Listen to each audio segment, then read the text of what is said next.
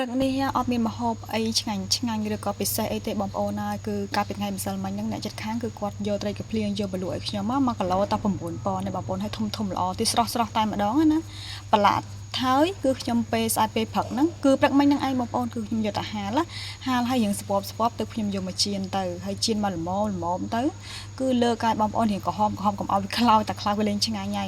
ហើយនេះខ្ញុំចៀននេះគឺសម្រាប់ឪពុកខ្ញុំហើយនឹងប្តីចាហើយនៅសេះសល់ប៉ុណ្ណាហ្នឹងគឺខ្ញុំជាមួយនឹងអ្នកម្ដាយខ្ញុំនឹងឯងព្រោះថាត្រីថ្ងៃនេះដូចយើងច្រើនដែរហើយខ្ញុំទុកអាទូចបងប្អូនយកទៅស្លម្ជូរស្លឹងពិលស្អែកពេលព្រឹកអញ្ចឹងណាព្រោះថាទូចនេះឆ្ងាញ់បងប្អូនអត់ទៅយើងហាលហើយស្ងួតអញ្ចឹងណាហ្នឹងហើយអានេះគឺជាម្ហូបឬក៏អាហារប្រចាំថ្ងៃរបស់លោកពុកខ្ញុំជួនកាលទៅក៏ស្រាប់ទៅជួនកាលក៏បានស្លអីអញ្ចឹងណាបងប្អូនប្លែកអីចឹងទៅតែព្រឹកនេះខ្ជិលញ៉ៃច្រើនបងប្អូនណាមួយជាប់រវល់ខ្លាំងទៀតផងដូច្នេះហើយគឺមានតែត្រីប្រឡាក់ដើម្បីផ្ញើគាត់ទៅឥឡូវដល់វគ្គមករៀបចំទុកឲ្យគាត់តែនេះខ្ញុំប្រើប្រអប់បែបហ្នឹងណាបងប្អូនខ្ញុំដាក់បាយឲ្យគាត់បែបហ្នឹងចាបាយក្តៅហើយត្រូវ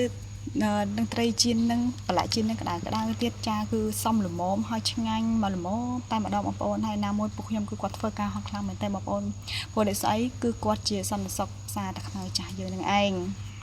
នេះគឺជាសកម្មភាពរាល់ថ្ងៃដែលខ្ញុំរៀ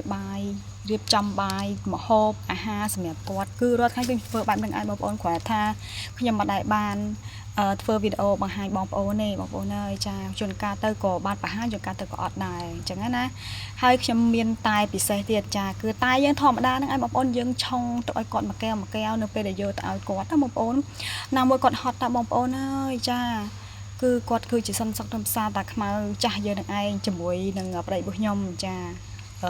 ពីអ្នកឪពុកក្មេងនៅកូនផ្សារធ្វើការជាមួយគ្នាអញ្ចឹងណាចាឥឡូវខ្ញុំ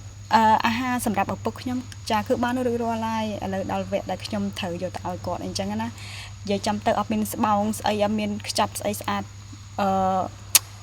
បែបសម័យទំនើបអីដូចគេទេបងប្អូនចាគឺមានតែខ្ចប់ថង់បែបហ្នឹងឯងហើយយើងបត់ទៅយកចូលក្នុងទៅដើម្បីនៅពេលដែលខ្ញុំយកទៅកុំឲ្យដីវាហូរចូលអញ្ចឹងណាចាអញ្ចឹងវីដេអូចែកម្លែកអាហារពេលព្រឹកសម្រាប់ឪពុកម្ដាយខ្ញុំនិងក្រុមគ្រួសារខ្ញុំក៏មានតែប៉ុណ្្នឹងទេចាំជួបគ្នានៅវីដេអូក្រោយៗទៀតចាអរគុណជំរាបលា